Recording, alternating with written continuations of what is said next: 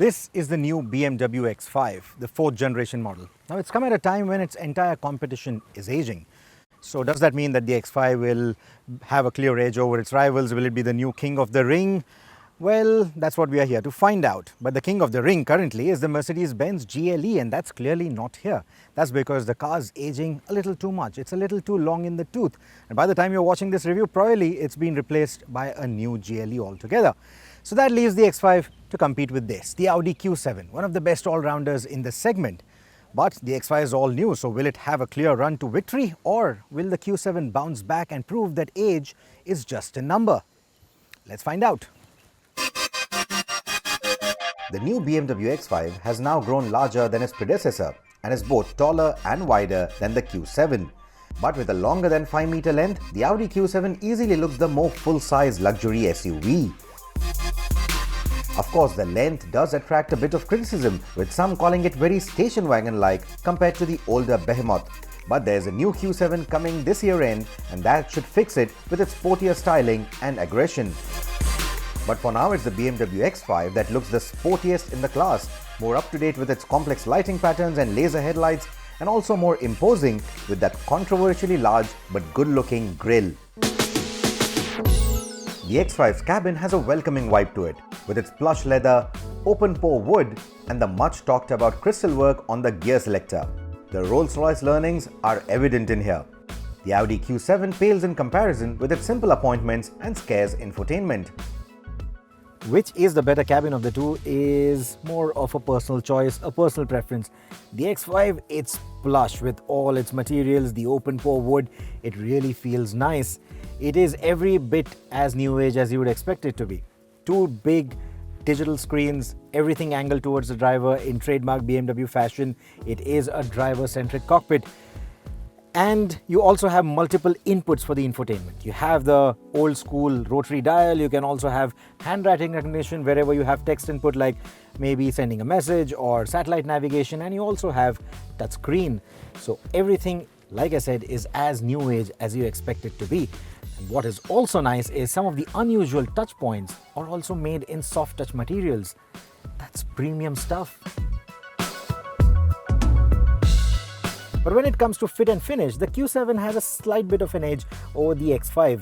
Not that the X5 doesn't feel premium, but this one feels a notch better. The only thing going against it is that the layout, it feels a little old school now. But you will like that infotainment, the way it slides out, that cool party trick still looks cool. I like the instrumentation as well. It is the full digital instrumentation, the one that Audi likes to call the virtual cockpit.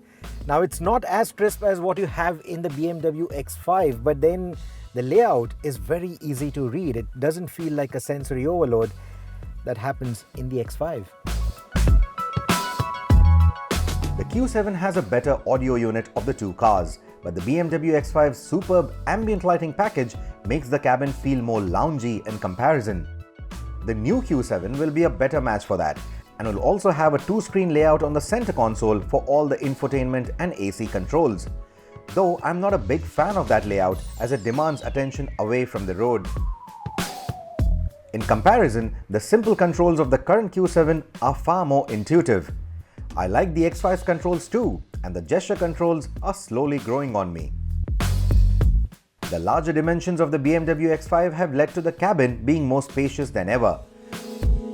But the Q7 feels and is a lot roomier, more comfortable, and yet it manages to pack in a third row of seats. It also has a wider aperture for its panoramic sunroof, which makes the cabin feel airier.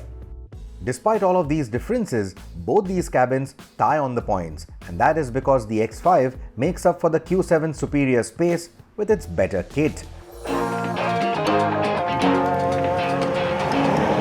We are increasingly hearing that Audi might move away from the diesel engines for the Indian market. But as of now, diesel still remains the popular choice for the Q7 and its competition.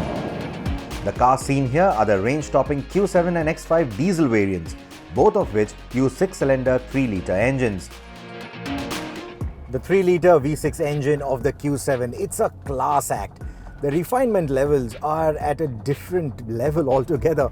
When you compare it to the X5, when you drive it back to back with the X5, it just highlights its superiority and how the X5, it has those pedal vibrations at lower RPMs. Of course, they smoothen out as the turbo spools up, as the revs rise. But this one is refined from the word go. It's creamy, smooth.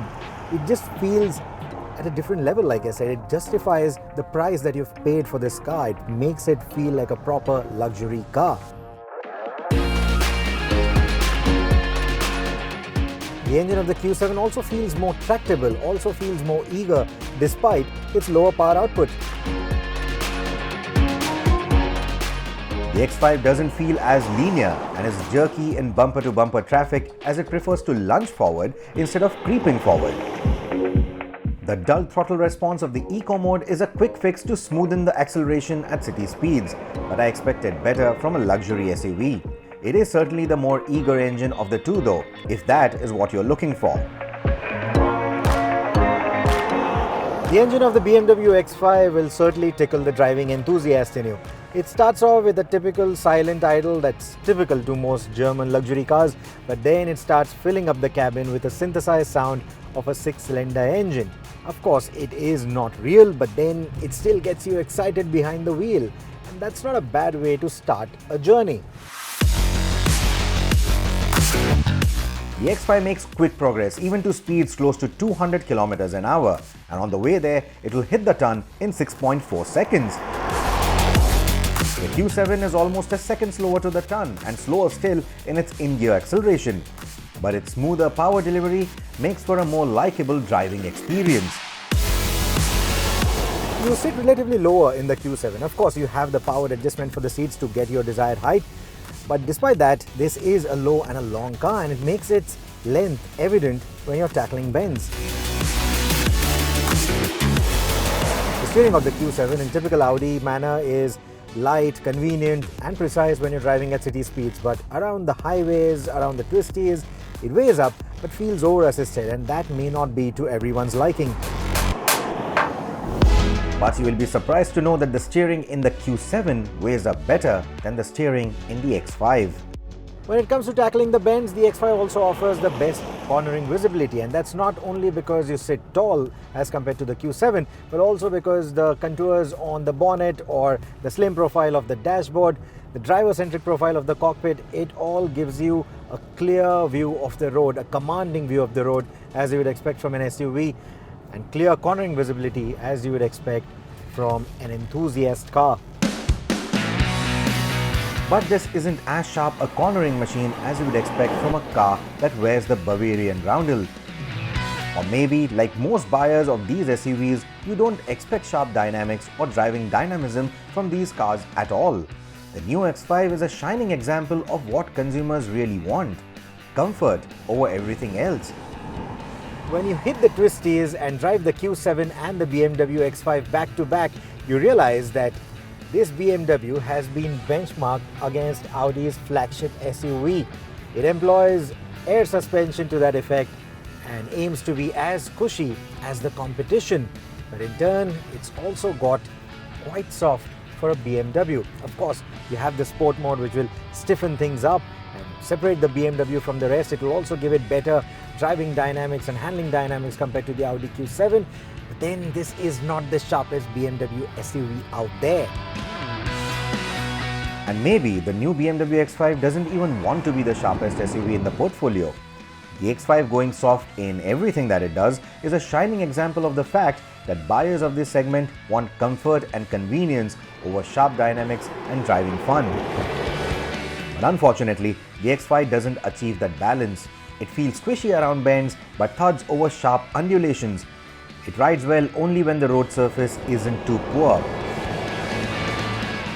The Q7 on the other hand has a more comforting ride, a silent suspension and a level of suppleness that you expect from a crore rupee SUV. And then the other things start adding up, like the engine refinement, the space and its price, which adds tremendous value to the package. Being a new generation car, the new BMW X5 comes very close to the Q7 on the points table, but the Audi Q7 is still the better car, and its upcoming update will only make it stronger.